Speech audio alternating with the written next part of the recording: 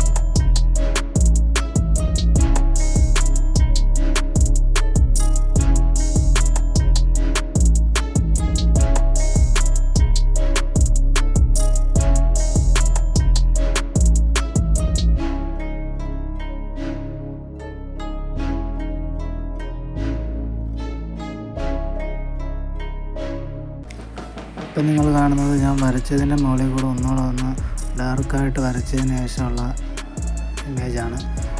ഒരു 70% ഔട്ട്ലൈൻ കറക്റ്റായിട്ടുണ്ടെന്നാണ് എൻ്റെ ഒരു വിശ്വാസം. അപ്പം നിങ്ങളുടെ അഭിപ്രായങ്ങൾ അറിയിക്കുക, കമൻറ്റിലൂടെ അറിയിക്കുക. അപ്പം വീഡിയോ ഇഷ്ടപ്പെട്ടെങ്കിൽ ലൈക്ക് ചെയ്യുക, ഷെയർ ചെയ്യുക, ചാനൽ ഒന്ന് സബ്സ്ക്രൈബ് ചെയ്ത് ബെല്ലൈക്കൺ ഒന്ന് ക്ലിക്ക് ചെയ്ത് വെച്ചേക്കാം. അപ്പം ഞാനിടുന്ന വീഡിയോസൊക്കെ നിങ്ങൾക്ക് നോട്ടിഫിക്കേഷനായി ലഭിക്കും. അപ്പോൾ അടുത്ത വീഡിയോയിലൂടെ വീണ്ടും കാണാം.